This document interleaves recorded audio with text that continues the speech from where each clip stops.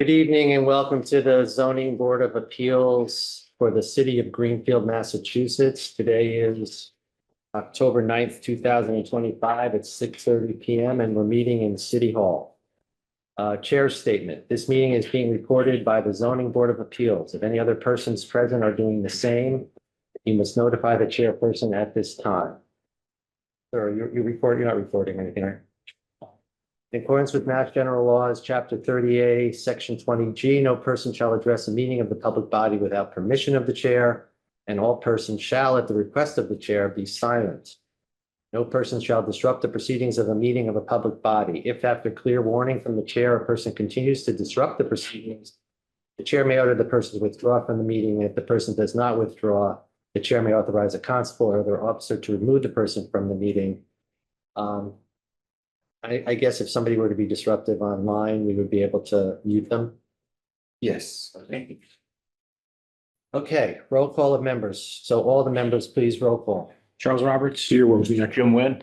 Debbie Jokes. Mark Maloney. Eric Green. And David Singer. Okay, public hearings, Madam Clerk, first public hearing. Yes, this one's continued from the September 11th, meeting.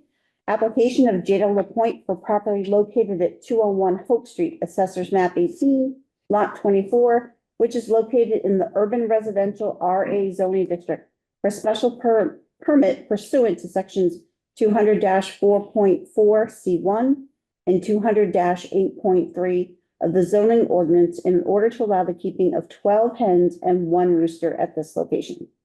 And sitting on the panel are Peter Wozniak. Jim Nguyen. Debbie Jokes. Mark Maloney. David Singer. Okay, is the applicant here? I'm on Zoom.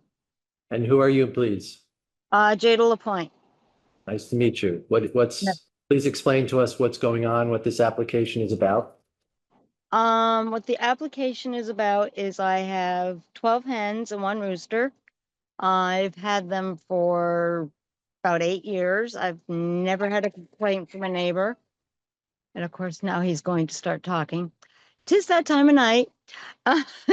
And I would like to keep my birds to let them live out their life on a farm that they've, well, in a residence where they've lived their entire life since they were teeny tiny little fluffy chicks. I do not plan on replacing my chickens.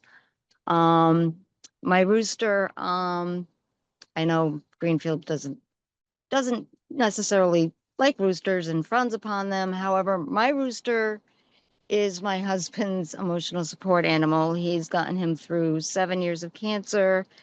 And right now, my husband is in a rehab center after having 5 strokes on a ventilator and feeding tubes and the whole 9 yards and doing rehab. And when he comes home, if Star isn't here, it's going to be devastating. And there have already been a lot of changes in this house. I've busted my butt over the last 69 days, and I am still not done to meet everything that has been asked of me, on top of visiting my husband and trying to take care of myself. And, it's been a lot. So that's, what I'm asking. Okay, could you be more specific about a little bit more about what the property is like? How big is your property? It would be under 5 acres if you were coming before us. I know it's not. And where the hens are in relation, do you have a map here? Do you want to identify for us where the roosters and the chickens are located? I did submit a map. Do you guys have that in front of you? Yes. Okay, so you can see where the coop is. That's where the chickens are. The big unmarked thing is my house. My yard is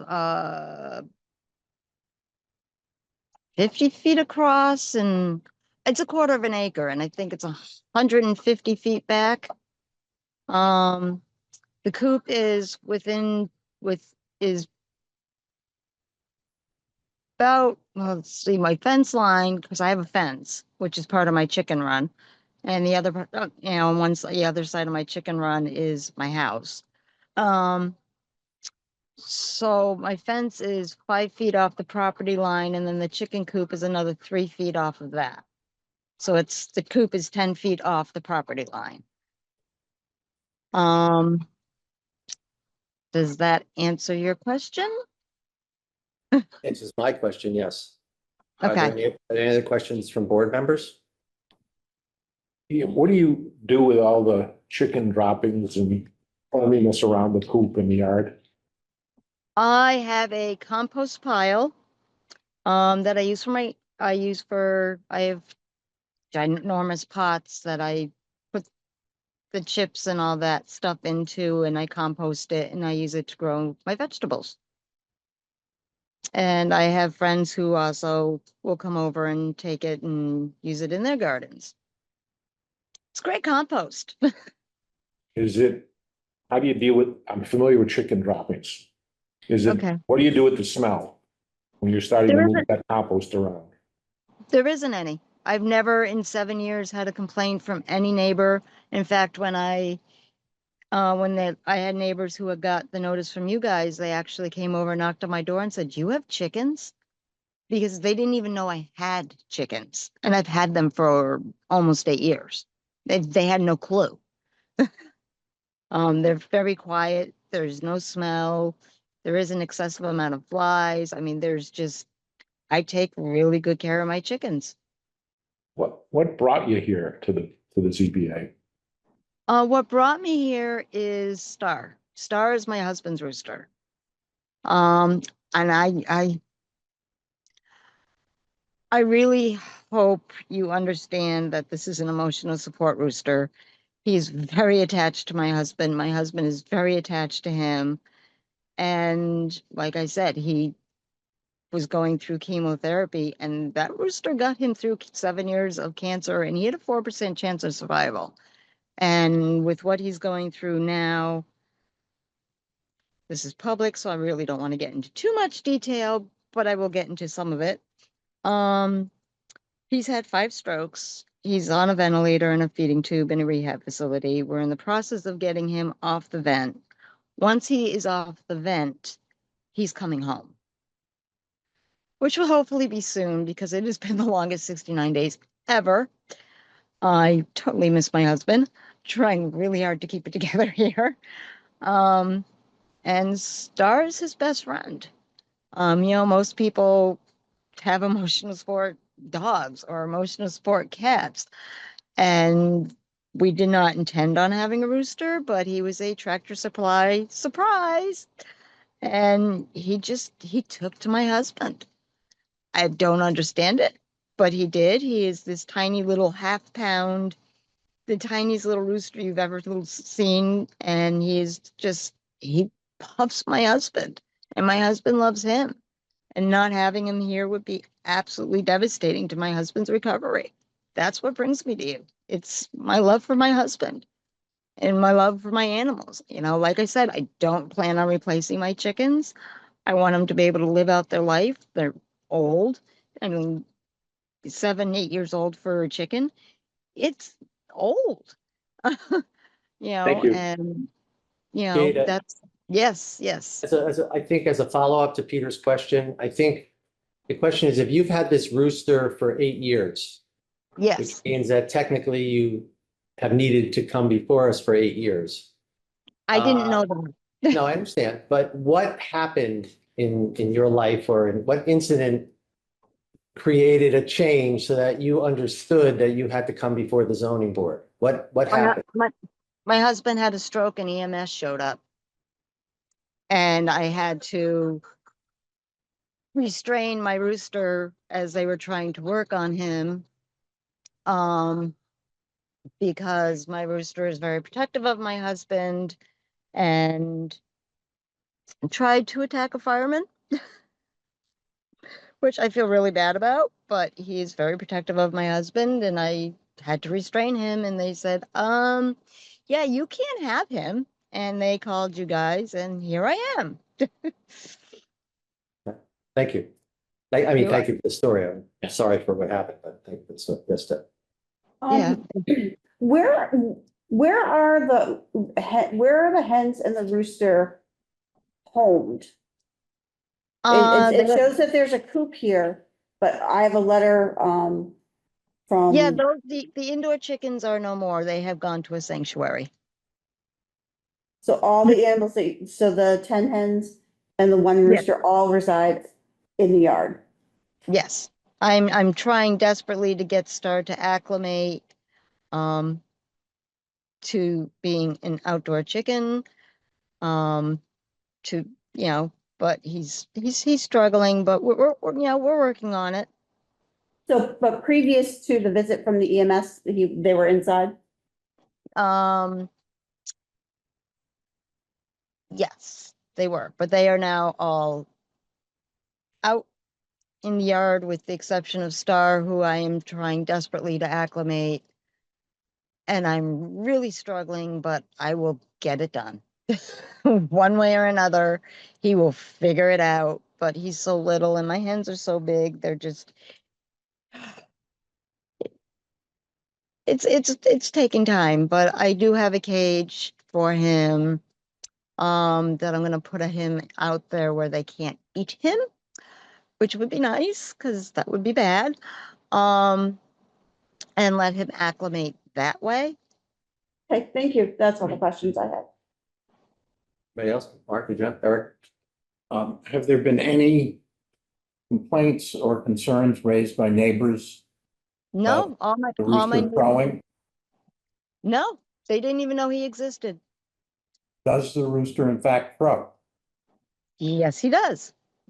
Well, twice a day, every morning and every night. In fact, most of my neighbors, oh God, I'm gonna give up another neighbor. So, oh, Angie, forgive me for this one. I have a neighbor on a neighboring street. We will call it neighboring street. That I can hear at my house and my neighbors can hear, and they know it's not mine because of the distance. They complain about that one. Like I said, my neighbors didn't even know I had chickens. They had no idea at all. They were surprised. Any other questions? Do we have any correspondence? Before correspondence, okay, so is that all are you finished now with your presentation? I am, my dad is online. I don't know if he wants to add anything. But yeah, Okay, I'm now gonna go to the public. So I'm in a room with only people's names on the screen. If you're here for this particular matter and you want to be heard, then unmute or give us a signal that you want to be heard and I'll have to make sure that you are. So no one on. Are you here for Dad. the chickens? Rooster? Okay. Nobody online.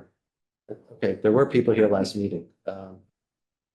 Okay, then we'll go to correspondence. If anybody wants to speak up while we're reading correspondence, that would be great. Okay, so we have a memo dated August 18th from Department of Planning and Development. They have no comment or issues with the proposed project. Fire prevention officer has no comments or issues with the proposed project. Engineering superintendent has no comment or issues with the proposed project. I do have a memo here from Mark Snow, building commissioner, zoning enforcement officer, dated September 4th, 21 Hope Street, special permit application. This memo is regarding 201 Hope Street, Greenfield. 201 Hope Street is a single-family dwelling located in the urban residential RA zoning district. The applicant has filed an application for a special permit to allow the keeping of 12 hens and 1 rooster. Below are the comments from the inspections department. 1, board members should be made aware that on August 7th, 2027, the inspections department issued a zoning ordinance notice of violation for the number of chickens and keeping a rooster on the property. Notice of violation is included with these comments. Board members should establish where the hens and roosters will be kept on the property. Currently, the animals are living in cages inside the home. Board members may wish to impose a condition that roosters or other farm animals are not allowed. Applicants should be informed that if an accessory structure is is constructed or erected on the property, that a permit from the inspections department is required to construct or erect an accessory structure. If a special permit is granted, board members may wish to impose a condition that the property is subject to periodic inspections by the animal inspector and or zoning enforcement officer or a public official having authority and jurisdiction to conduct inspections. If a special permit is granted, the board should impose a condition the property must comply with the performance standards in section 200-6.8. If a special permit is granted, any conditions of a special permit imposed by the board should be clearly written and enforceable. And that is from Mark Snell.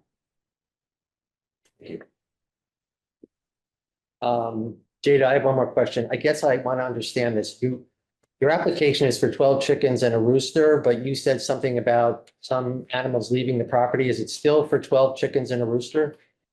Yes, Thank you. Okay, any other question? What is the life expectancy of the chicken and the rooster? 9 years at most. It's between 5 and 9 years. Mine's between 7 and 8 years. And your animals are all 8 years old? Yes.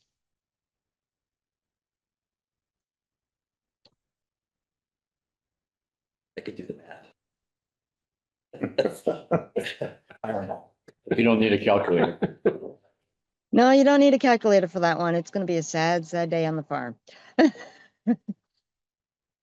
Okay, I think we're done with that. Thank you very much. And so Okay. here's what we do. We have two matters before us tonight. And what we do is we hear the matters first, and then we take the matters in the same order that we've heard them to make a decision, usually after a short break. So you're welcome to stay online and, wait for us to make our decision. I can't tell you exactly when that will be, but probably, within the next hour and a half. Okay. So that's how we're going to do it. So we're going to leave you now and go on to the next matter, okay? Okay, thank you. Welcome. Thank you, Jana. Madam Clerk?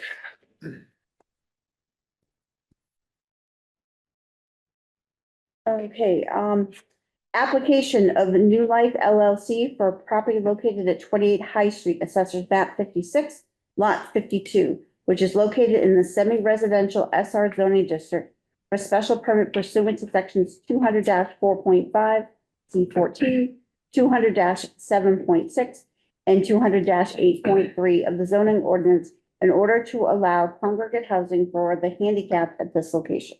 Thank you. And sitting on the panel are Peter Wozniak. Jim Nguyen. Debbie Jokes? Mark Maloney. David Singer. Okay, who's here speaking for the applicant? I see Attorney Tyne there. Nice to meet you, sir. And are you here? Can you come up to the table and introduce yourself and your capacity as the applicant? My name is LaShawn Woodliff, and And where do you live, sir? I live in Townsend, Mass. Okay, And yeah, I've been fell in love with Greenfield about 3 years ago, and I right now currently help 23 men stay sober. And yeah. I can give you, if you want more of a, I think a little more would be Okay. helpful. so I came, So, LaShawn, I think you should let me speak and address the board first, if that's okay, board members, just because it's my client, actually, New Life LLC, that filed this application for zoning board relief. They own the property. They lease the property to LaShawn's company, who runs a sober house there through a doing business as a DBA called Whole Heart Recovery. So LaShawn's here as the operator to answer any questions, specific to that operation, to the extent the board has questions.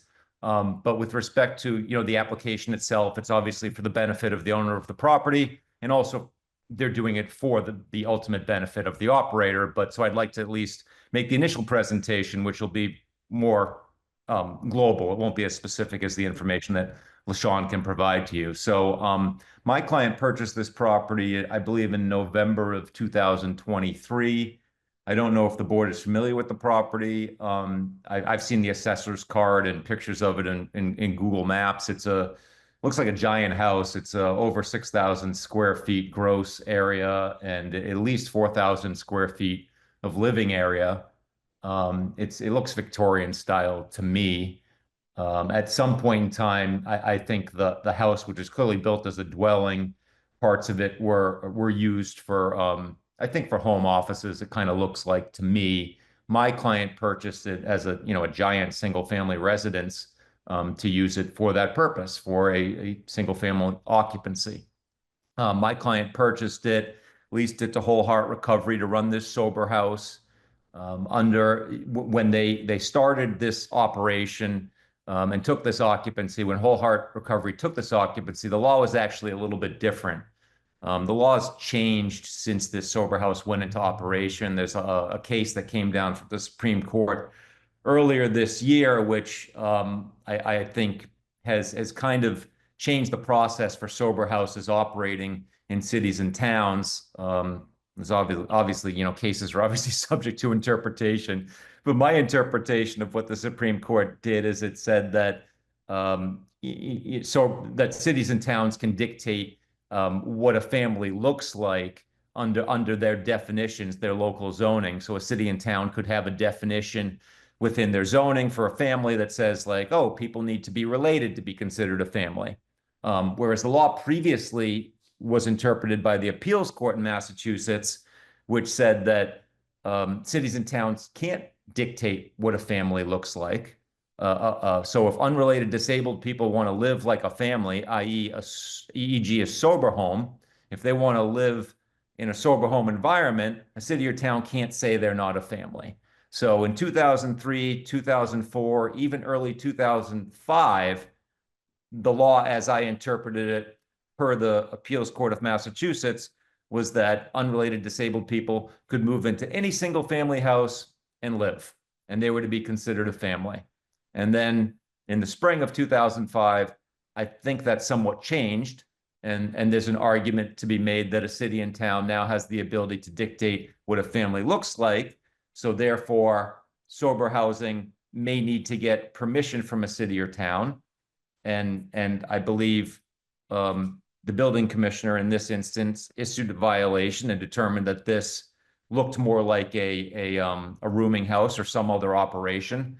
So we determined that we needed to get a special permit or a reasonable accommodation from the ZBA to continue to operate the sober house. And I'm just giving you this background because, typically a zoning board of appeals will ask me or my client, say, well, why didn't you get permission, in 2023 or 2024? The reason would be is that the law, at least as I interpret it, has changed and permission wasn't required at that point in time. And arguably permission now is required. So my client, I believe, was working with another attorney, but then finally reached out to me, and we started that process to try to backfill or shore up what's going on here. So looking at the city's zoning in this instance, it allows by special permit congregate housing for the disabled. Individuals in recovery from substance use under state and federal law are considered disabled. I don't think there's a question here, and LaShawn could answer with respect to the occupants of the home, but he only accepts people that are in recovery and pursuing their recovery, and those people that would be considered disabled under the law. So we think that this would be an appropriate location for approval for congregate housing for the disabled. I do want to note that the city, I couldn't find a definition of family in the city zoning. So this appears to be one of the municipalities in Massachusetts that has a broad interpretation of what a family can look like. So in the event that this board determines that this really doesn't fit into what the board considers congregate housing for the disabled, my clients, believe it's the equivalent of a family because the individuals come together and live together and support each other and live in a communal environment, sharing the space, sharing the kitchen, watching TV together, living like a family where they should or could be considered a family under the town zoning ordinance. And then lastly, I guess the other thing that we're looking for in the event a special permit isn't approved or this board feels that we don't fit the exact definitions for this special permit, My client's looking for a reasonable accommodation under federal law and state law. And what that means is the ADA and the FHA allow a zoning board of appeals to alter, amend, or adjust their zoning requirements to allow access to housing for people that are in recovery from substance use, disabled people, and therefore provide a reasonable accommodation so that they can continue to live in this home, which is beneficial to their recovery. So we're looking for a special permit. We think it's a family, but in the event the board disagrees with those things, we're looking for a reasonable accommodation to continue with this occupancy. That's all I have for now. Do you have our zoning bylaws in front of you? I have some of the definitions and some of the information. I don't have the whole thing printed out. Well, if you could access our zoning bylaws online Yeah, and look up in the definitions, lodging, boarding house. yeah, I have that in front of me. All right, well, buried in there is kind of a definition of how the city looks at evaluating whether or not, for example, the type of place that your client and the lessee have is a lodging house or a, or a single unit, more or less. Yeah, so the reason we don't think we fit into the lodging boarding house definition is two reasons. One, I think it's maybe 4 or 5 lines down. It says it not shared as a single housekeeping unit. So the city doesn't have a definition of a family. And I think the way the city's getting around that is by putting in this lodging boarding house definition that it doesn't include single housekeeping units.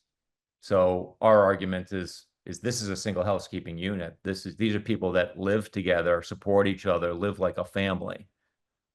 Also, if you go to the bottom of the definition, it excludes congregate housing. It's the last 2 words in the definition. It's specifically excluded. So this is congregate housing for the disabled. It is under 48 section 3 of the general laws. Excuse me, how many family members do you have in the building? I have 22 family 22. members, and 2 of those are, I have an operations director and then a house manager. So 2 of them are working full-time and help support the family. That's your maximum number you can have there. Yes. Yeah, Sean, I mean, you can explain this probably a little bit more, but the house is MASH certified, correct?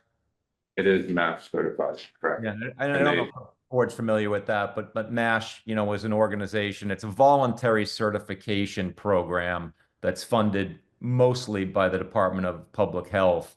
And the reason for the program is to try to get sober houses to have minimum standards in addition to those that are imposed by like the building department, health department. So MASH does their own inspection. They have their own requirements for sober housing. There's a grievance process which allows neighbors, occupants, anyone to make a complaint regarding the occupancy of the house, and MASH will go in there and make sure the house is, up to snuff and up to code from their perspective. They're not superseding what the town can do, but it's from their perspective, it's another layer of oversight. And MASH, as part of that, goes in and determines under the building code from their perspective, whether square footage requirements are met in bedrooms and in the entire house to allow a certain occupancy. So they go in there and measure bedroom sizes and make sure that there's compliance with the sanitary code. So that's how that number is established, right, LaShawn? Correct.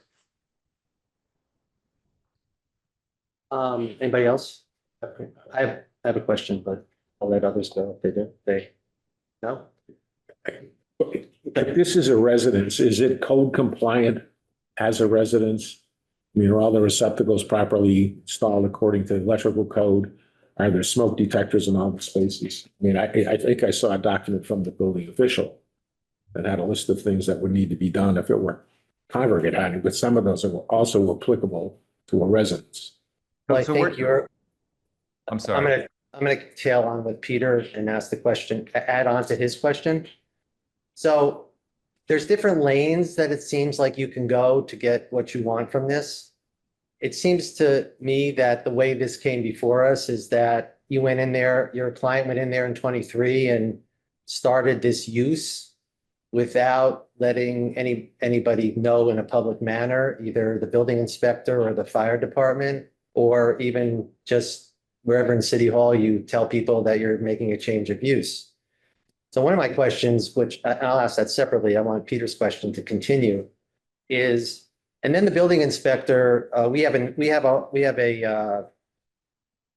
memo from the building inspector, and he claims that in October of 24, McKenzie Engineering was hired to go through the building to evaluate the building as a lodging boarding house or as congregate housing, and put in a, you know, there's a multi-page report, which I have the last page of, that has 7 important things that need to be done in order for you to comply with their requirements. You have the fire chief having a whole list of things that need to be done in order to measure up to his requirements.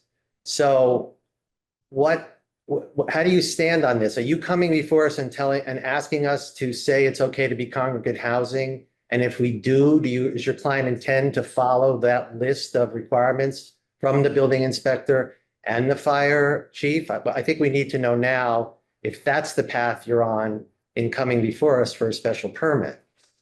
I think the short answer is yes. The long answer is that I've advised my clients, and they're well aware that they need to do 3 things. They need to get zoning approval from this board. If that's obtained, then they need to comply with the building code requirements, which is separate. They need to apply for a change in use and do everything necessary under the code to bring the building up to code for the approved use. So if the approved use is congregate housing for the disabled, under the building code, there is a use called congregate housing. They then need to have an architect or engineer do a review of the building and say, congregate housing for this building requires X, Y, and Z. Do these things. And then separately, they need to get approval from the fire department for to have this many occupants. They need a sprinkler system and a fire alarm system that reports to the fire department. And they're aware of that, and they're prepared to do that also. But they aren't going to spend the money to put in a sprinkler system and to do a code analysis and to pursue a change in use if they're not approved from a zoning perspective. Okay, does that help you? Go ahead, Peter. I understand that, but if you want to go down the path of it being a residence, there's still things that the building official found in there that if you're going to make it more, have more people live in it, under new construction, you have to have ground fault or arc fault protection in bedrooms. You have to have GFIs in kitchens and, restrooms and that kind of stuff. I'm not sure that put the code analysis aside, if they're going to get issued a permit to have a big residential property, those things need to be met. And I would think we would condition that if we go down the residential path. If it's the other path, then there'll be much more hiring an engineer and doing a code review. So in either case, I think we'd be stipulating certain conditions, even if it's a residence, and they need to know that's part of that condition. I would look to see that. And I think, Attorney Tyne, you're accepting those conditions. Yes, if this board said, we're approving this as congregate housing, subject to compliance with the code for congregate housing, then my client then has to determine through the appropriate professional what work needs to be done under the state building code for congregate housing. I still think it's an R3, but that's that's not for me to determine. That's for an architect or an engineer to determine, and then present that to the building official, Mark Snow, and have them approve the scope of work that needs to be done to bring it up to code. And then separately, they need to do that. I know with sprinklers and alarms, it's both the building department and the fire department take a look at it, but they need to get the system approved by both of them and installed. And we're hoping that if this board approves it as congregate housing, then they'll go through that process. We'll establish a timeline to get it done, and understanding that it needs to be done in a fairly quick manner for the safety of the residents. And now my question, why did it take 2 years for you to come before us when there should have been some public interaction back in 2023 or whenever you started the use? Yeah, as previously expressed, I don't think as the law stood previously, I would have told my clients if they came to me in 2023 or 24, even early 25, you don't need to get zoning approval. I would have told them that. I've told many people that back then. Can you explain why you would have given that advice? Because the appeals court decision, which was the law at that point in time, said that under Mass General Law 40A, Section 3, congregate housing for the disabled needed to be treated the same as a single-family occupancy by every city and town. So therefore, no approval was required. In fact, I am the one that had that case before the appeals court. I am the one that had a prior case in federal court where the federal court judge said under 40A Section 3, I had the case against City of Fall River, it's discrimination to require a sober house to get special permission in light of 40A Section 3. But now Okay. that kind of changed because the Supreme Court gave a little different interpretation this spring. So now there's more of a question as to whether or not you need to get approval. So now I would probably tell people something different. I'd say, maybe you want to go get zoning approval. It's a little more unclear at this point in time. But that does not excuse them from getting the change in use, complying with congregate housing requirements, code requirements, and it does not excuse them for getting sprinklers. And if they had come to me, if I had known about it, I would have told them, you don't need to get zoning approval. You need to put in a sprinkler and alarm, and you need to get the change in use. But they didn't come to me. Instead, they did what they thought they could do. And Mark Snows issued a violation to them that they can't do that. So are you representing to us that if we were to grant this special permit and we were to impose conditions as we've recited and further, even more that are common, Sure. that you can represent that your client will post haste, get on it and get that facility up to speed with the building code and the fire regulations? Because that's just to give you the permit with conditions is not enough, I don't think at this point. So what can you represent to us about that? That's my client's intention. I believe my client's representative may be on Zoom. If he wants to represent his intentions, he can do so. Are you? Andrew, I can speak on that. We've actually already we have already had impact fire at the house. So it's something that I was already, and we were already in process of.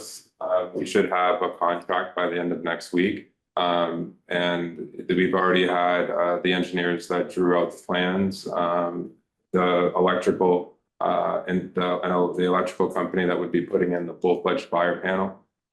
So yeah, all of this is something we're absolutely, Do you have any type of working system right now in there? we just what would be okay for residential. And so you can represent that you have the financial resources to follow up with all these conditions? We do. And can you give me a timeline or a reasonable timeline that this could be implemented? I think that would be dependent upon a lot of other factors. I think if I can. Contractor and the fire department when we could actually open up the road and. Yeah, that's the big issue, LaShawn, is they close the roads. It might be November 15th. Right. They close the what? They close, you can't open up the road past a certain point, and I believe that's like November 15th or something like that. So typically to put it. For the water, for the sprinkler, they gotta tie into the main. Oh, open up. Because of the asphalt plants. Yeah. Okay. But if we were to impose on you that you have to do this as soon as possible, would that be acceptable? Would be, Have you gotten quotes for your fire protection yet, fire sprinklers and? yeah, we know it's gonna be Big number. outrageous, yeah. I have a question. So New Life LLC owns the property and you're helping to run it. So, is this the only property like this that New Life LLC owns? Is this your first experience with this? So New Life LLC doesn't run sober houses. New Life LLC owns real estate. So they lease this, they're leasing this property to LaShawn's company because LaShawn wanted to run a sober house. So New Life doesn't run sober houses. They're a real estate company. They're in Okay. it. And is this your first experience in This is- running one? I was at a prior location in town. We didn't agree on how there was some integrity issues, and I fell in love with the area and I still wanted to do something. And that's when I reached out to I didn't have the finances on my own to be able to do it. But I was still committed to this community. I lost my brother like 4.5, about 5 years now from addiction. I'm 12 years clean. So it means a lot to me. And that's that was what really got me into it. But I didn't see eye to eye with the other organizations. So I still had a passion and a love for this area that I was out here, and that's where Bullheart came into play. And there was a lot of things I didn't know, you know. So this is your first experience trying to get something like this going? Absolutely. running, okay. We've been running for almost going on 2 years now. All right, thank you. So could you explain for the board what goes on there, who the occupants are? I mean, I don't want to violate anyone's privacy, No, I but just won't. generally, Yeah, I won't be just systemically what happens there, how people come in and out, Yeah. timelines, how people live there. You know, the definition talks about, what's this? You know, that they have a single housekeeping kind of a setup. Correct, yeah. So can you describe how that's done? Just give us a little narrative. So as far as the group of people, I mean, it varies. You know, we work with probation, parole. We also work with, you know, I've had lawyers and police officers that were mandated by the court to be at the house as well. So it's not so much, it's a mixed bag as far as how the operation goes. You know, in order to come into the house, you have to have a clean urine. There is zero tolerance, so no THC or anything is allowed.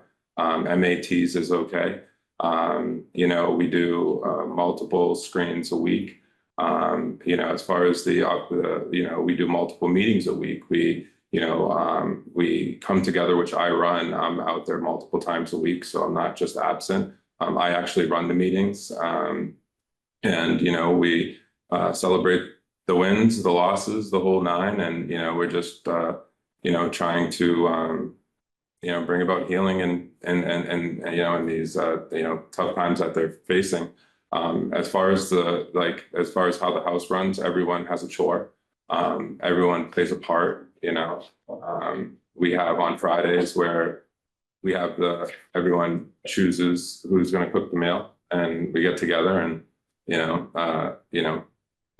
we sit together and eat, you know. So there's that aspect. You know, I'm not going to paint this halo picture like there's, you know, in recovery, you know, when we do have a relapse, I have plans in place where I don't just kick them out on the street. You know, we have detoxes that we work with. We have, you know, places that we would bring them if that's something they choose. It's still a choice. You know, but we've always leave them with hope, and then we would welcome them back with a reentry plan. I have an operations director which oversees the house manager, and you know, he's been 6 years clean. House manager is going on 3 years clean. They all have, you know, part of that process was really just finding someone that, you know, in that could be a leader in that sense, and, you know, de-escalate, because sometimes emotions do get high, you know, with, you know, that many men together that are all, you know, going through something.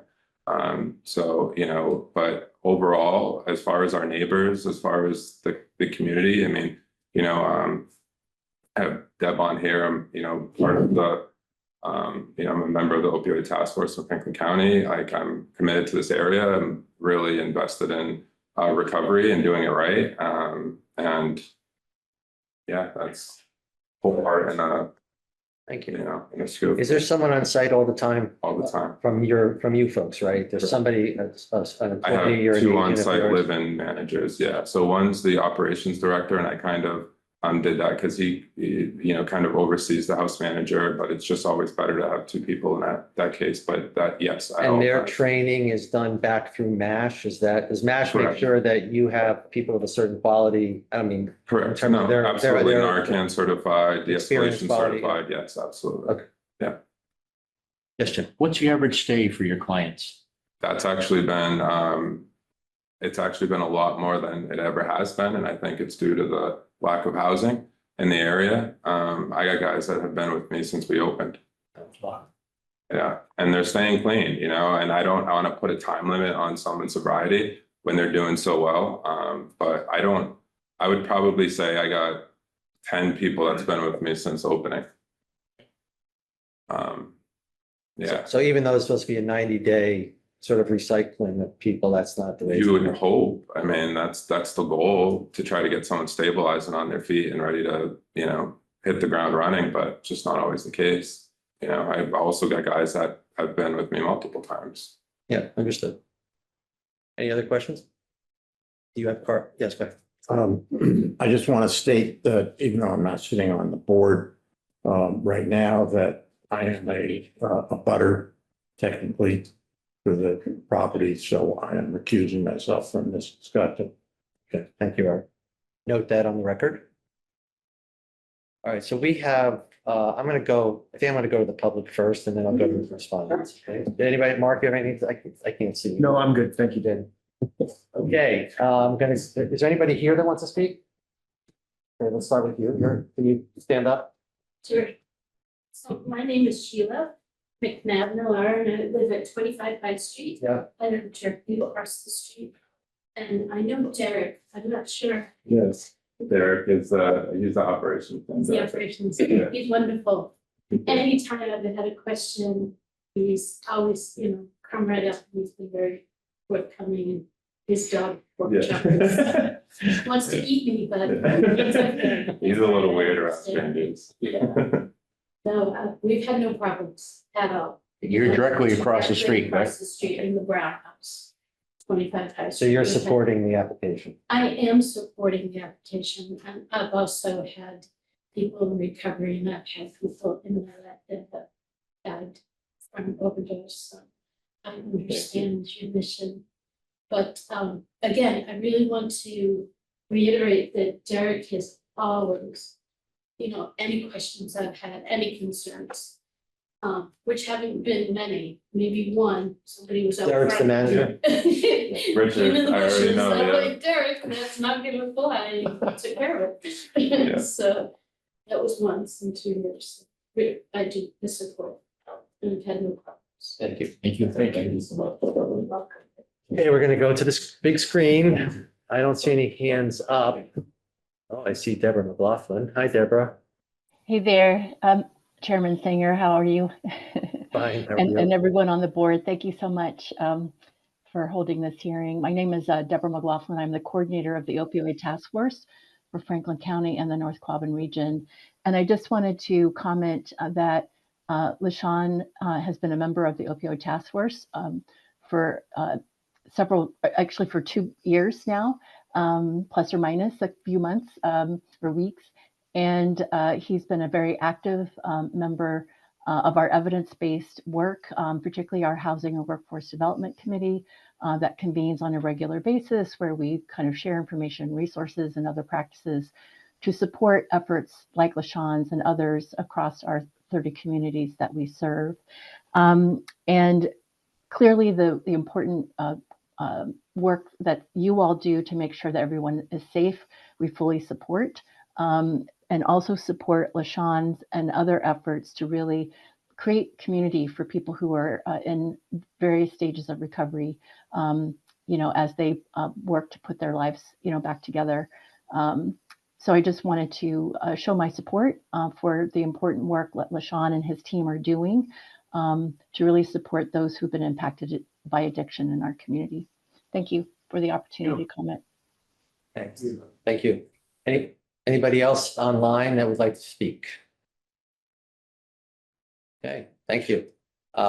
Any other questions of either of these gentlemen from the board? I guess the only thing that I would add is my client's confirmed with to me that they have the financial resources to put in the sprinkler system and do these code upgrades that are required. Thank you. For the record, good. Nobody else? Okay, I guess thank you very much, both of you. So same thing holds true. You're second in line, so we'll do the chickens and roosters first and then. Correspondence? Oh, I'm sorry. Yes. It doesn't matter, but that's what we'll do, but I'm not closing the hearing yet. Go ahead. There's a lot of correspondence. All right, so we have a memo from Mark Snow, Building Commissioner, dated September 25th, 2025. And this is a memo regarding 28 High Street in Greenfield. The applicant has filed an application for special permit to allow congregate housing for the handicapped at this location. Below are a list of documents and other comments from the Inspections Department pertaining to the Inspections Department involvement with this property. Number one, the initial complaint description and inspection report dated 10/7/24. Number two, existing building narrative report prepared by McKenzie Engineering Company Incorporated dated October 21st, 2024. This narrative is done by a registered design professional in accordance with the Massachusetts State Building Code. This narrative describes the occupancy and the use of this property as defined by Massachusetts State Building Code 9th edition. There is a synopsis of required work on the last page of the narrative report. Number three, letter dated November 21, 2024, pertaining to Greenfield zoning ordinance and the notice of violation in accordance with the Massachusetts State Building Code 9th edition issued by the Inspections Department. Number four is a cease and desist order issued by the Inspections Department dated July 25th, 2025. Number five, a condition should be imposed that requires a property owner / applicant to obtain the required permits within a specified time, i.e. building, electrical, and plumbing. Number six, a condition should be imposed that requires a property owner and/or applicant to obtain the required certificate of occupancy from the Inspections Department. Number seven, if a special permit is granted, any conditions of the special permit imposed by the board should be clearly written and enforceable. Memo from the engineering superintendent dated September 3rd, 2025. They have no comment or issues with the proposed project.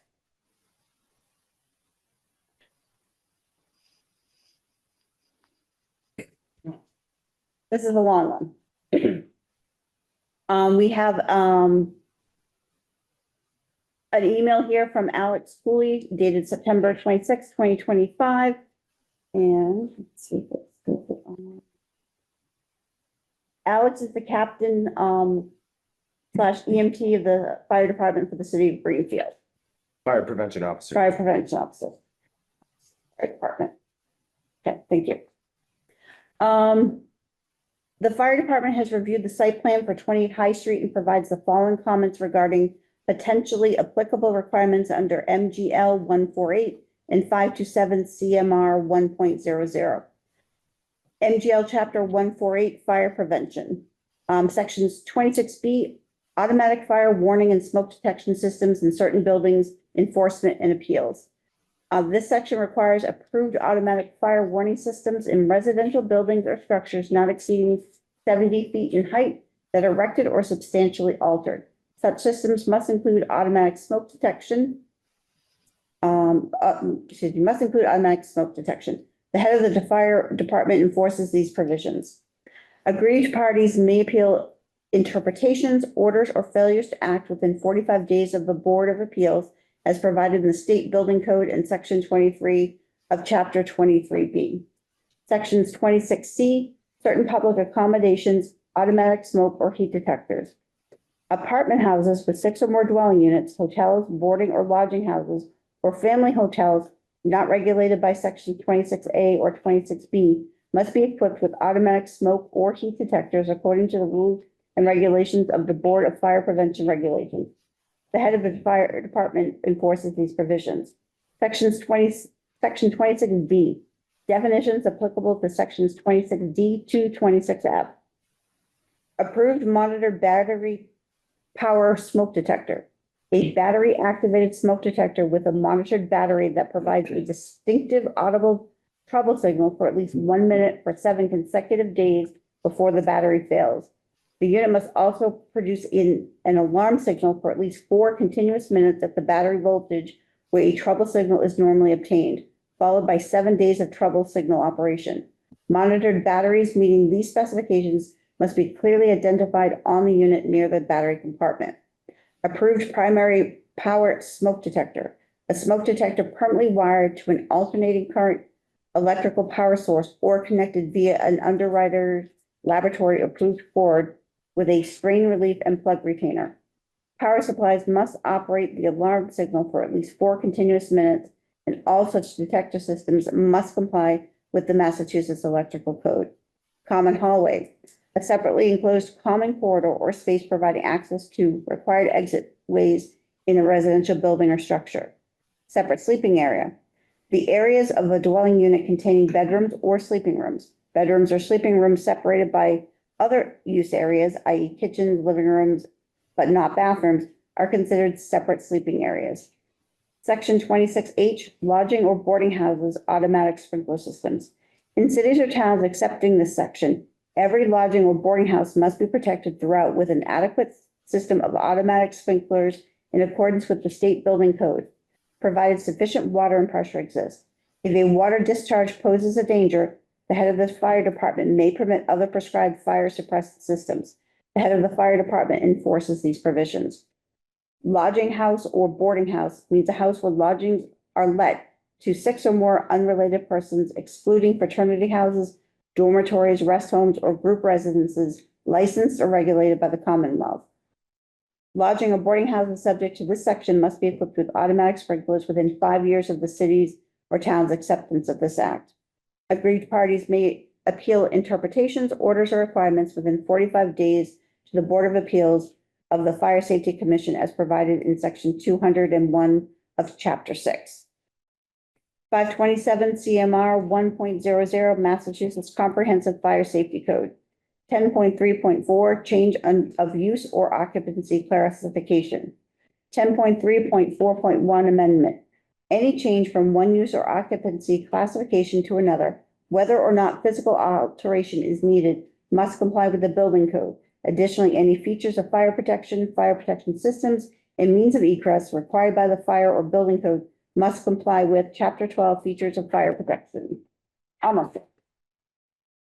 Chapter 13 fire protection systems and Chapter 14 means of egress. Finally, it is currently unclear what the occupancy classification of the property is. However, it appears it should fall under one of the following definitions from the fire code.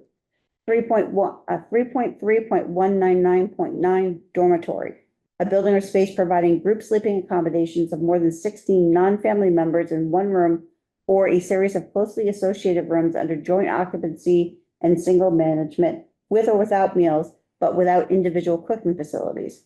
3.3.199.2 apartment building, a building or portion thereof containing 3 or more dwelling units with independent cooking and bathroom facilities. 3.3.199.17 lodging or rooming house, a building or portion thereof that is not a 1 or 2 family dwelling, providing sleeping accommodations for 16 or fewer people on a transient or permanent basis without personal care facilities, with or without meals, but without separate cooking facilities for individual occupants. Depending on this classification, the corresponding section of Chapter 20 occupancy fire safety would apply. 20.8 hotels, dormitories, 20.9 apartment buildings, 20.10 lodging or rooming houses. And then please let me know if any additional information is needed. Anything else? Wasn't there a letter? Or was that just, wasn't there, I have a letter. I think that, Or was that just, But it was kind of like lighting at Greenfield. So I think it's included that stuff. oh, okay, then we're good. Yeah, I think you read all the correspondence. I was confused by that. Yeah. That was out there? Okay. We sent it out and it just got. Okay. Okay, so again, we will speak on these matters in the order that they were presented. So if you want to wait around online and you want to wait around here, that's fine. We should, we're gonna go over one more thing, take a break, and then start to deliberate. Okay, so I'm closing the hearing now. Thank you very much, both of you. You can stay, but it's up to you. I mean, you don't have to stay, but you can. Thank you. You're welcome. All right, the next matter, Madam Clerk, now, I'd like, I need a little help on this, Eric. So I think we should I think we should make a motion to continue this, the Noble Home, right? It's on the agenda. It's not on my agenda. It's strange. It's posted on. And the one on the website is not on that agenda either. So maybe if there was a revised agenda and you. Because Yeah. it's already scheduled for, We don't need to. you don't need to do anything with Noble Homes. Okay, thank you. No action on Noble Homes. Like that. So you want, Great. you want to take a recess and then we'll come back, or you want to go straight through? Straight through. Straight through? Yeah. Yeah. All right. Tough crowd today. All right, let's start with the Dickens and Brewster. Can we hear a motion? I'll make a motion to approve the application of Jada Lapointe for property located at 201 Hope Street, Assessors Map 18, Lot 24, which is located in urban residential RA zoning district for a special permit pursuant to sections 2-4.4C1 and then 200-8.3 of the zoning ordinance in order to allow keeping of 12 hens, 1 rooster at this location with the following conditions. Second. Discussion? No, go for it. One of the conditions would be, you know, once the chickens are no longer, they don't get replaced. So are you willing to approve this motion if these conditions are met? Are you adding? No, I'm just, you know, if we had, I'm just suggesting the conditions. All right, so If we had the conditions, I would be amenable to. okay, so the building inspector had a set of conditions, right? Yeah. Besides the generally. So I think there was a set of conditions there I'd like to incorporate. Yeah. I think you're talking about the fact that as each of these animals dies, there's no replacing them. Well, except for what's allowed under the zoning bylaw. So she could have up to 10 chickens, but not over 10 and not the rooster without special. Making a condition that they be all kept outside and the rooster not let out until 8 o'clock in the morning. Well, I like the idea that Mark Snow's recommendations were pretty specific. One was the animal inspection officer would come there regularly. There were other conditions I remember, right? That the code, that anything that was built there had to be up to code. It had to be considered an accessory unit. That's all automatic anyways. It doesn't really need to be a condition. Yeah. I can incorporate his, just to be I mean, clear. he recommended that we establish where the hens and roosters be kept. It was his understanding they were currently in the home. So the condition would be that they are kept outside. Not in the home. Be a board of health issue too. I don't know enough about it. Jada, can you speak to the board for a second? Yeah, unmute. Have we muted her? She needs to unmute herself. Can you unmute Okay. yourself? There we go. There you go. There we Let me ask the question, please. I'm going to give you a short, normally I don't go back, but I wanted to just be clear. Okay, Where, for the 8 years where have the chickens and roosters lived? with the exception of a couple of them, they've been out in a coop. They've been outside. Okay, have there been any of these, has the rooster lived in the house? He is in the process of being moved outside. So He's not- outside completely, not in the coop either? Oh, well, yeah, obviously in the coop. I mean, I don't want him That's to be outside? eaten. I don't know anything, Yes, never you're- had a rooster, so I don't know anything about it. Okay, thank you. Yes, Thank you're you. welcome. Go back to mute, please. I'm trying. Okay, all right, go ahead. The issue of being consistent with our own rulings has come up before, and setting precedent has come up before. And I have a concern with this application that we would be setting a precedent that it's okay to have a rooster when the zoning law clearly defines poultry farm not to include roosters. I have 2 neighbors who have chickens, and on multiple occasions, they've gone out and gotten replacement chickens from different places, Home Depot Farmers Exchange.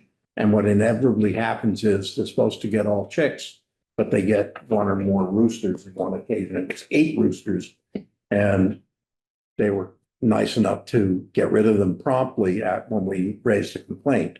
But I'm concerned that if we approve this application to allow a rooster, that's setting a precedent that other people who raise chickens in residential areas less than 5 acres would be then expecting that they would be approved to have a rooster, since we've made that exception. Okay, a good point. I just, Go ahead, please. I was informed to exactly your point there, that each appeal we have, we rule on our discretion for that specific case. So that even though we make this ruling, that doesn't necessarily carry over to any other appeal that comes before us. So again, I've heard that in the past. That's a good point. I was about to state that, but you did yourself first. Because I think Eric may have told me that a couple of years ago, so. Or someone informed me. I myself have brought up concerns that to make sure, to be fair and make sure we're consistent, but Eric also reminded me that everything has to be viewed in its specific instances, because it's a special The permit. board must review we're the not- merits of each application. The merits of each application will be different. I think the analysis of this situation is what is challenging, Eric. I think that's. I understand that. So I'm going to ask you to open up your mind this way. The precedent situation may not be the right way of framing it, but I think the consistency of our decisions is important. Okay, so we don't necessarily have a legal obligation to do it, which is what Peter was addressing. But we've always spoken, and I've spoken about the fact that I think consistency from us is what people expect. So the trick in all these situations, when we feel some impulse to make a different decision than we made in others, is to find those set of factors that make it different. So underlying this seems to be a sense maybe that we should say, okay, but the question is, why? Are we saying, I mean, we should say it out loud why we might be saying it's okay. Is it because of her husband wanting the rooster, needing the rooster for his health, and what might happen if he didn't have the rooster? Is that a special circumstance? Is the fact that the chickens are 8 years old, and if they live to 9 and we grant it, we're talking about 1 more year of having this, and then it wouldn't happen again, versus other situations where the roosters were younger. And then the third thing is, and again, we told people last meeting that this was going to happen today, and I don't know if people were there last time to complain, but there isn't anybody here now telling us, no letters or anything that says that this is a problem. So again, I'm just putting out the idea that we're not being inconsistent by saying under these circumstances, it might be warranted to say, okay, with the conditions that Eric and I think Peter imposed and I just mentioned, isn't inconsistent with the 2 women who had to get rid of the chicken after having it for a year. Because because number 1, there was a complaint. Number 2, the rooster was young. The circumstances were different. So I would have to think that if 1 or more people came to this meeting and were adamant, especially the next door neighbors, that the rooster could not stay there, consistently, I would think, right, we would have to pay attention to that.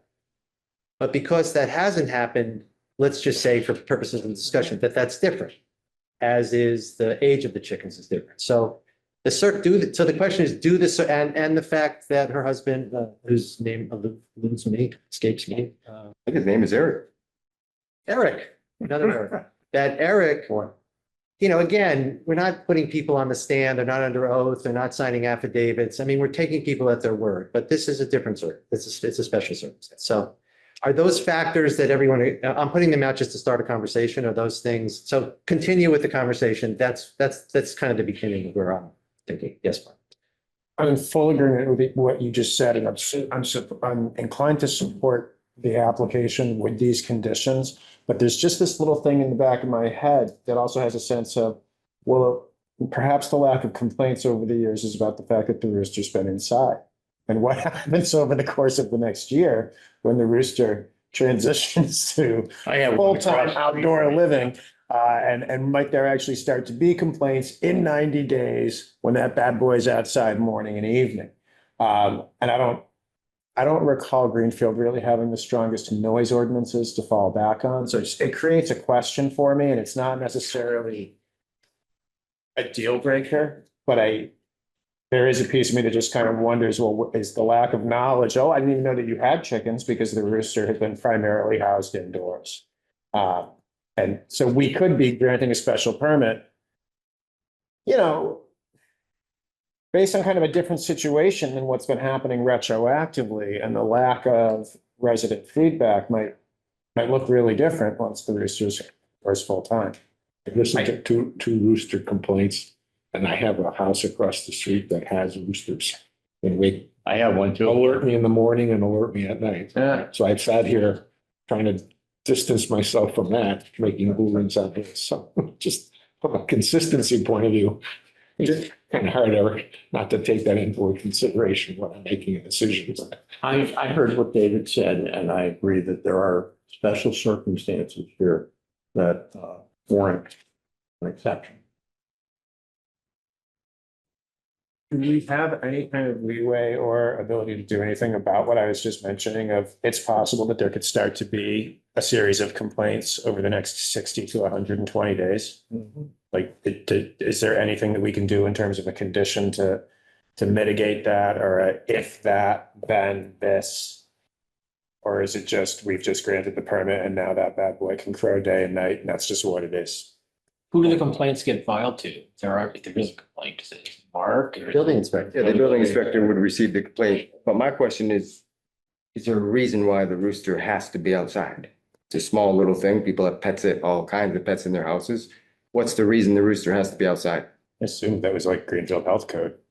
I just assumed that was But is there any correspondence that says that it's the health code and it has to be outside? I have nothing in here that, it did, Mark did ask that we should establish where they will be kept on the property. He doesn't say it must, he doesn't say, make sure it's outside. I mean, the board could condition that all chickens be outside, they don't crow, and then the rooster be allowed to be inside. And it would solve the issue. It's only got 1 year of life during left. throwing hours, Yeah. if nothing else. No, I think generally that the rooster lives inside as a pet, is what Derek Turek is saying. So why can't it be inside? Unless No the idea. animal inspector says that's dangerous or. Well, we can, unhealthy. I mean, part of his recommendation is that the inspector goes by. If there's an issue, the inspector will point it out at the time of inspection. But there's been no input from the animal control officer on this issue, has there? I don't think so. No. See the Yeah, correspondence. the animal control officer is now a different scenario, so I don't even know how to connect with it's not the same scenario as it was before with the staff person in Greenfield, you just send them a memo. Now I have to reach out to I'm not even sure, so I don't even know how to get in control. I mean, I'm sure I could figure it out, but it's not a standard thing now. Yes, It's middle. let me ask, Jada, can you come back on for a second? Yes. So the rooster has lived in the house the whole time? Yep. And has Well, that, he does go outside to graze during the day, you know. We don't live in a box. We do go outside in our backyard and he does go outside. well, so do dogs and cats, but I'm just saying that in terms of where the rooster is kept, generally is in the house, correct? Uh-huh. Go ahead. Please. Like I said, I've been trying to acclimate him to being outside, but he weighs a half a pound and I have rather large chickens and well, it's going a little rougher than I expected it to go, but you know, if that's where he needs to be, that's So- where he needs to be, but Go ahead, Mark. you know, but he's no bigger than a parakeet. He's no bigger than I'm trying to think of a bird that people keep. Maybe a really, really small. I mean, he's a half a pound. He's a cockatoo. Okay. Jada, why are you moving him outside? If he's I'm lived in the moving him house for the past 8 years, like why move him as part of this permitting process? Because the Board of Health told me I had to. Okay.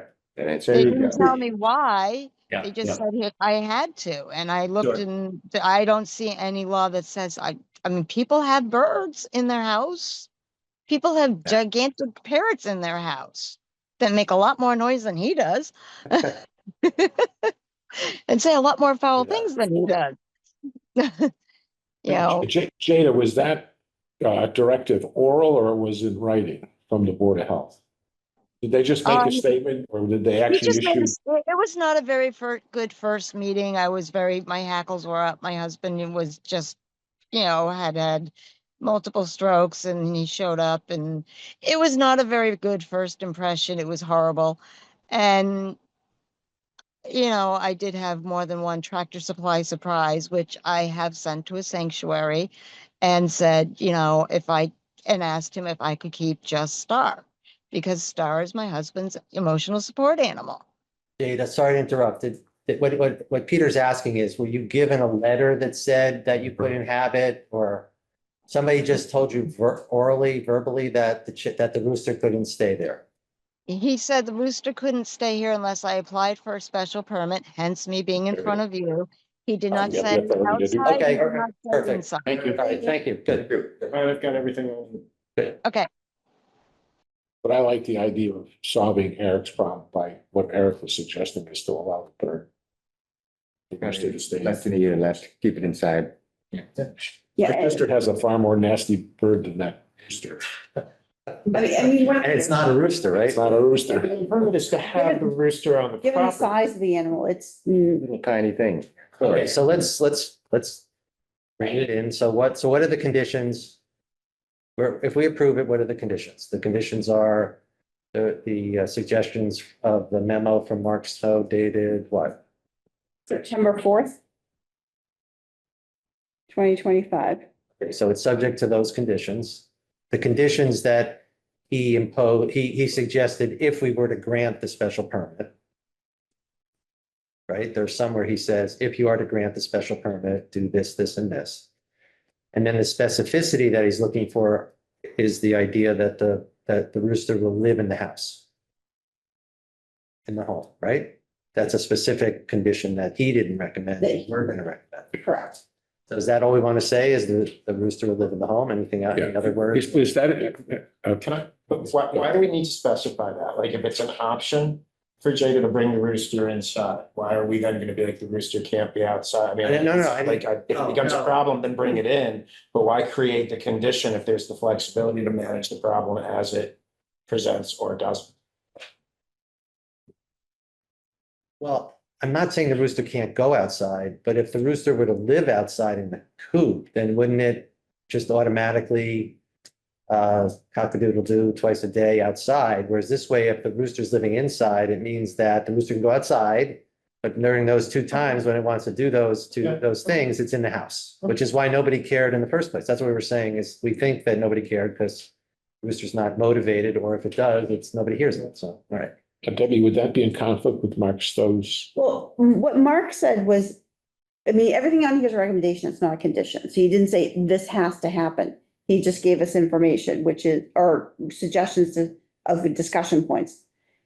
We should establish where the hens and roosters are going to be kept. So what we're going to establish is that the hens will be kept outside, the rooster will continue to reside as it has previously. In the And we'll house. just leave it at that, I would whether. say in the house. I'm gonna say that. And then, it says we may wish to impose a condition that, roosters or other farm animals are not allowed. We're not going to, the fact that we're going to allow this one rooster. And we'll specify it is this one rooster. That's number 3, and that's one we're not going to follow. And then when these animals die, it goes back, the 10 is allowed, but there's no replacing the 2 additional chickens and the rooster without again applying for. Once these animals pass, it reverts back. Reverts back to Special permit won't. will lapse. Yeah.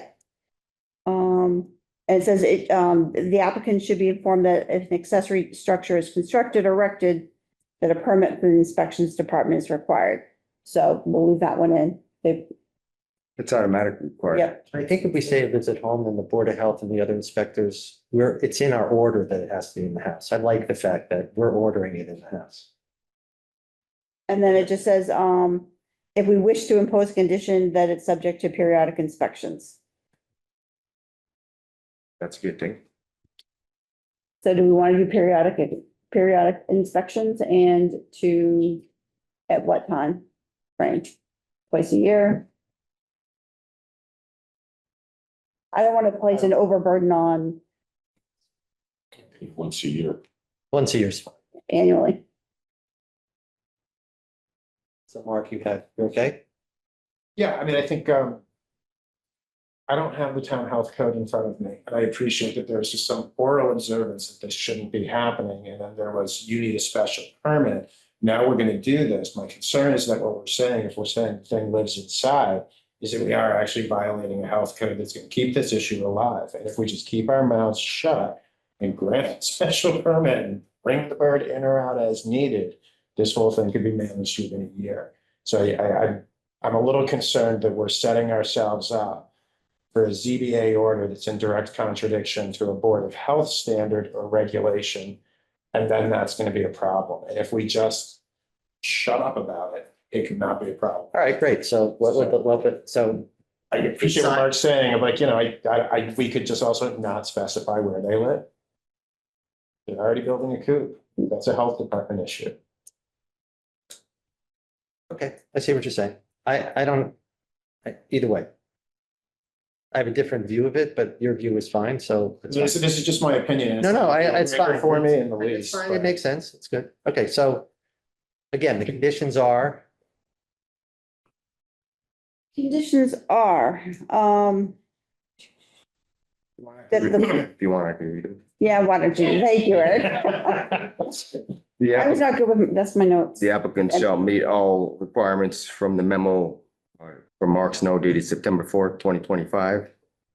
So we're not going to do that. We're not going with all the things that he has. Oh, I see what you're saying. So the initial one is out, okay? Yeah. The rooster shall be kept inside the house, but now this is, I don't know, this is be kept. in And the that, house. and that's the concern, I think Mark raised a valid concern that by specifying it, that, So no mention of where the chickens are kept. The special permit shall lapse when the rooster and any excess of 10 chickens expire. Yep. The property shall submit to an annual inspection. and the so we're not permits. even, so are there any recommendations from Mark Snow that we need to incorporate, or we've already done that? No, it just says, if a special permit is granted, the board should impose a condition, the property must comply with this performance standards listed in section 200-6.8. Hearing is closed. No, the hearing is closed, yes. I did inform you, I know I informed you at the last Yeah, I'm meeting. sorry, I've been to the last two meetings previous, that's, okay. We live right behind that house. We live right They're behind the close house. for barking all the time already. I mean, And there were several people here last week that were here. I informed everyone that it was going to be continued to this meeting. I know one of your group heard it. It's posted, it's not on us. So I have to, is there any precedent for allowing people to speak after we close the hearing? We're deliberating already, right? We've already made. a Already decision. deliberating, So or- I know you're here, I see you, but I'm sorry, I can't, we've already made a decision What's the decision? that we're gonna allow it. Well, we're gonna have to hear Why? this all the time? I can't believe you're gonna allow it. There's Why? an amphitheater there. I don't know why we have to respond. We don't. I mean, Okay. I I want to be, I don't want to be rude, but that's, You are being rude. well, I'm sorry you think I'm being rude. Well, I'm gonna take that rooster and bring it right to your house. You had your opportunity, take responsibility. Okay, so, I mean, I just want to say, if it had been not like an hour later, I would have been more open to hearing them, but well, I just, it was at Yeah. 6:45 and it's 5 I'm minutes not of trying 8. to punish anybody. Yeah. I think we're already there. We've already, Legally, I think we'd have a problem if we Yeah. open the meeting back up. You know, we closed it. We're recommending well, that. they can appeal our Yeah, decision. they- so Yeah, absolutely, yep. That's different. Okay, so what do we have now for the? Can I, Yeah. I fully understand where Mark is coming from, but in the Board of Health says come to get a special permit. And I don't know what they exactly meant, but if we just ignore it, I don't know what the health code regulations are regarding having a bird in the building. If we don't say anything, we're silent on it, and the Board of Health comes back and the bird's in the house. Do we have the same dilemma? I think we do. I hear what you're saying, because then it's almost kind of like, right, that there's permission for a flock to be in the house or something. So sure, say that the rooster can live inside the house. Yeah, I mean, I'm just. It This doesn't one say rooster. all Yeah, just the 12 one, chickens just one, and the yeah. rooster can live Yeah. inside the house. Yeah. Let the rooster have the I mean, the Board of Health has been, very rarely do, I mean, they say those things, but they're not here. There's no quotation of what the regulation in the Board of Health. So I'm just frustrated that if we say nothing, the Board of Health can come back and again say, get rid of the rooster. No, and listen, the Board of Health had their chance to win. I know, but So, yeah, no, you're right. So do it. So say that the rooster should put what will be housed inside. And maybe that'll mitigate. yeah. The neighbor's that we're concern. hearing about. So Because it's had, like, clearly there's an issue now, but since they've never come, there's nothing from, as far as I know, there's been no noise complaints prior. Sounds like that once you tried to have the bird be outside, it became a problem. As opposed to what it was prior. Well, Mark, the reason that I was taking another position was more for what Peter was saying. That the idea that we put it in there gives it some, either an override or it gives it some strength. To, so that the Board of Health can't really hassle them. Yeah. Because it's part of our order. Yeah. No, and I guess what I'm saying And they is didn't right, any respond. regulations They had a probably are chance to like tell us, keeping right? of poultry Yeah. and bats. Well, they inside the had house. they had Just an a single bird. They had an opportunity to let us know and, No, I'm fine with it. But just one final statement, and let's use common sense. If you're allowed to keep a parakeet in your house, there's no difference than this half pound rooster. Yep. No difference. okay, good. That's. I like practicality. All right, so we have all the conditions. Yep. Need to read them one more time so we all know what they are. The rooster shall be kept inside the house. The applicant shall keep the rooster inside the house. The property shall be subject to an annual inspection. The special permit shall lapse when the rooster and any excess of 10 chickens expire.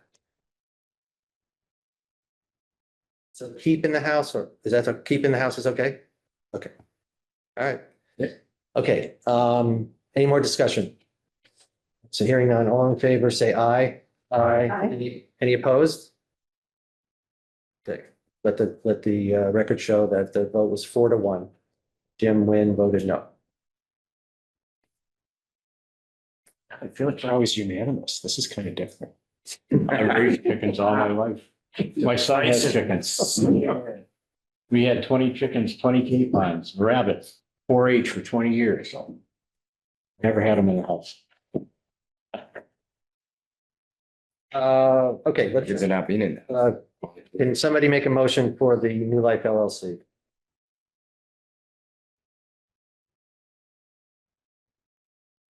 I'll make a motion for the application of New Life LLC for property located at 28 High Street, assessors map 56, lot 52, which is located in a semi-residential SR zoning district for a special permit pursuant to section 200-4.5, C14, 200-7.6, and 200-8.3 of the zoning ordinance in order to allow congregated housing for the handicap at this location. Second. Subject to the following conditions. I have a process question. Sure. There's a whole list of criteria that needs to be met. And when I read the one from the fire prevention officer, it just seems like a bunch of suggestions or advice. Who becomes the enforcing authority to say, which of those, who's going to be mandating the criteria? The fire department and the inspector of buildings. So they'll get together jointly and say, okay, here's what the applicant needs to, for, because it appeared Jointly that, or separately, because fire department's going to require a sprinkler system. yeah, but when a permit gets pulled by them, is the permit to the building inspector, and the building inspector mandates these things based on input from the fire prevention officer. There's a separate code for the fire that has to be met, in a separate application process. The concern I had, one of the requirements for the building inspector is a certificate of occupancy. If in fact they can't tie into the sprinkler system this winter, they'll need to get a temporary certificate of occupancy until they get a permit in place. Right. And I just want to make sure jurisdictionally, they can proceed to occupy the house with a, temporary CO until the spring or whenever because what David says, get it done as soon as possible. And how that logistically gets done, so they can hire contractors to do the work. Yes, the inspector of buildings can issue a temporary CO, and he has done that many times in the past. Right now, they don't have anything, so. All right, so I would like to just guide us a little bit. I think under these circumstances, we should look at 8.3F and all the 9 criteria. I would like to have the board accept the representation of council of Attorney Tyne as to how he believes those conditions are being met by this project. I would agree with him. The thing that we need to decide is number 8. That's our decision. Is the project compatible with existing uses and other uses allowed by right in the district and shall not detract from the character and scale of neighboring properties? As that relates, that's one question. And then Attorney Tyne is asking for a reasonable accommodation in that analysis, because they're under 48 Section 3, a disability, a place that helps people with disabilities is accepted from, some of the more stringent requirements of zoning. So we're kind of walking a little bit of a fuzzy line here between things that might be allowed because they override our ability to zone these things, and the fact that we could actually rationally say that that they meet the criteria of the zoning ordinance.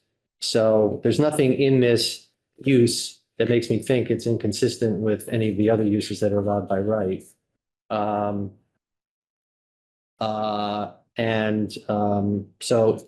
I'm not sure we even need to make a reasonable accommodation, but if anyone were to think that it didn't, we're willing to stretch it to make a reasonable accommodation for this use.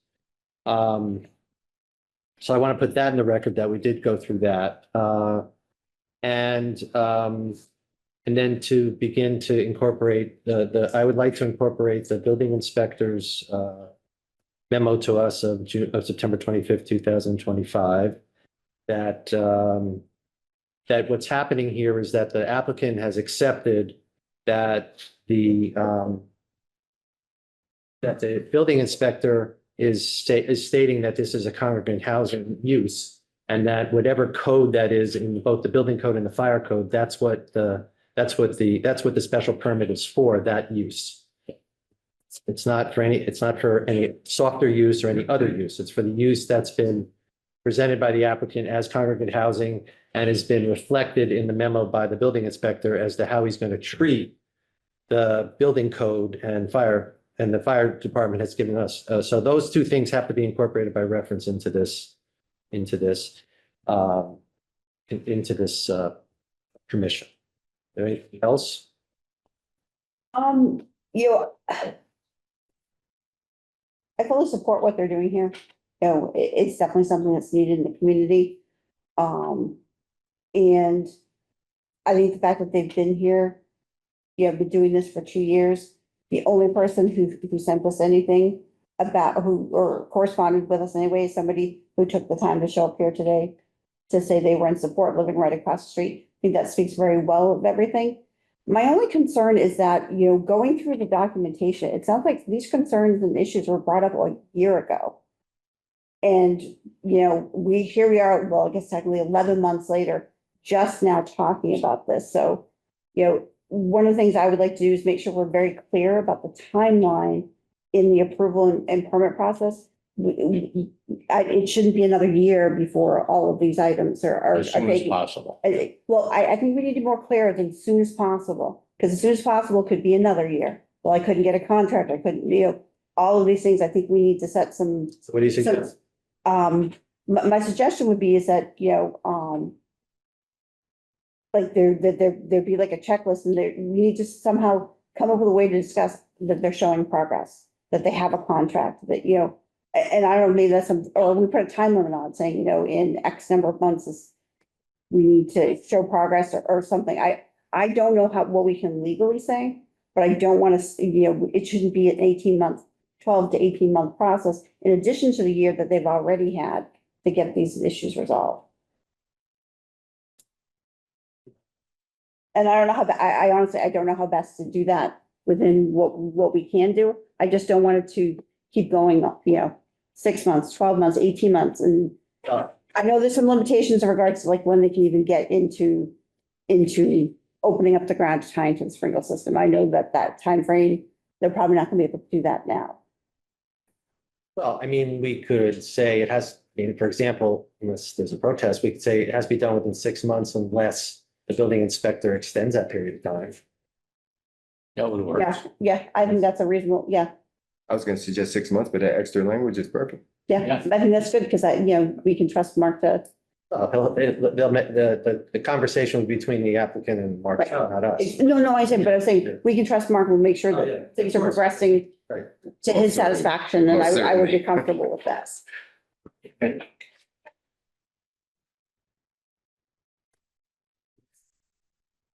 Can you read back the conditions? Otherwise, I'm gonna end up editing it. We're including just meeting all the criteria. I know we mentioned Mark's letter, but also Alex's letter. Yes. I mean, I know there's codes and everything that are already in place that we don't have to talk about. Well, Eric, he also asked us, are there any special conditions? And the special condition is the timeframe. The time frame. The other special conditions that need to be added? All right, go ahead, Eric. What's the? So Actually, he talks about within a specified time frame. do you have the date of the inspector buildings? Oh, Of the inspector buildings was September 25th, 2025. And the fire prevention officer? Okay. Somewhere. Narrative.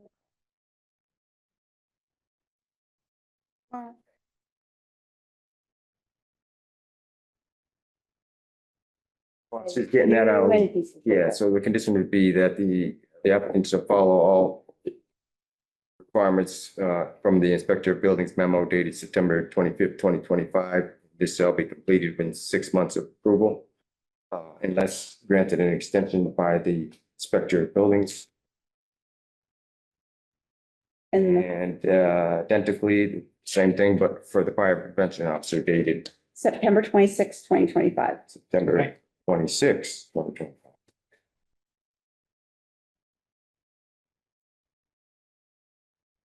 I think one thing, maybe I was not listening, but have you given them kind of what the process is? There's 20 days to, find, have I given this applicant or Yeah. both applicants? both applicants. I don't usually do, I know Mark did it. I guess I could state it. I know Attorney Tyne knows it.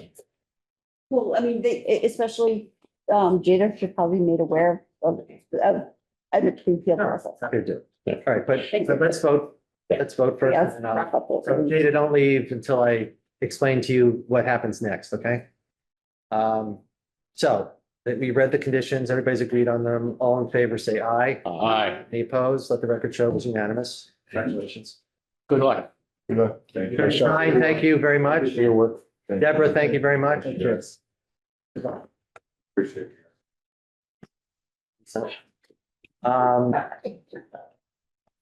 Jada, the way the system works is that now that we've made a decision, it gets written up and signed and then filed with the town clerk, city clerk. Once it gets filed with the city clerk, there's 20 days, not business days, but 20 days in which someone can appeal our decision. So for example, the two women that left here, if they felt that they wanted to, they could appeal it. There's a process for law that they have to follow. But once the 20 days goes by without an appeal, then the decision is final. and you can move on under the conditions, with the permission, under the conditions of. Can you hear me? Does that make sense? That makes sense. Now, with the inspections, when would those start?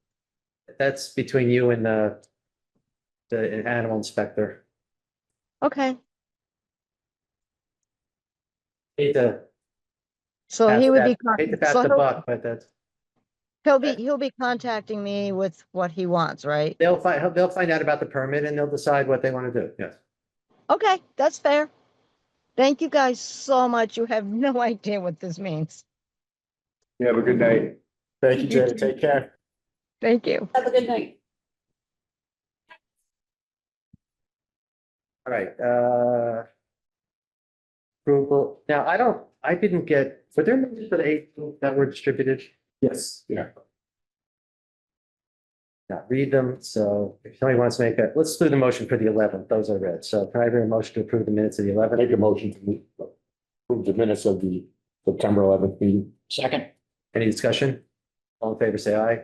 Aye. Opposed? Make a motion to approve the September 18th minutes of the meeting. Second. Okay. Take a vote, take a roll call vote. Peter Wozniak. Approve. Jim Nguyen approves. Debbie Jones, yes. Mark Maloney, aye. I didn't read them, I abstained. Okay, before we leave and adjourn, we're Saturday, Peter won't, unless your plans change, Peter won't be there, but we'll be there on Saturday. So this is how we're gonna, it's posted. I'm gonna run it like a meeting. It'll obviously be a little looser than a meeting because we'll all be outside. But it's really our show. We ask the questions. I'm happy to let the public speak if I feel comfortable that there's something that's useful to do that, ask questions or whatever. But generally, if the public is going to take us to their homes and show us things, I'm happy to have that happen. I will not allow there to be some sort of a confrontation or anything like that. Then I'll just either, I don't know what I'll do, but I'll stop the meeting for sure. So I think it'll be fine, but that's how it's going to be run. It's really our meeting for us to see, and people can follow us and see what we're doing, but it's not about everybody, it's not like a group question time. I apologize. I'm sure it's in the email, but where are we meeting? So you go down the road to the duplex. All the way, okay. Yeah, I'm not sure I made it. I've been down there before. Yeah, because that's where the. That's as far as I got. That's where the. project is. Yeah, the posted agenda just gives the address, but that's the two duplexes. Yeah. And And that's at 10, right? So I think we drive down to the two houses and then keep going? No, stop parking. You can't keep going. Okay. The project is kind of across the, so if you were at the two Yeah, it's like duplexes, it's across the street. That's where the hillside is. Oh, okay. Yeah. And then the other project. Hey, nobody brought up it's in a flood zone. I'm being facetious. That was our It's in street. a 1,000-year flood. Well, Okay. It's going on Sunday. I hear a motion to adjourn. So moved. Second. All in favor, say aye. Aye. Opposed, let the record shows unanimous.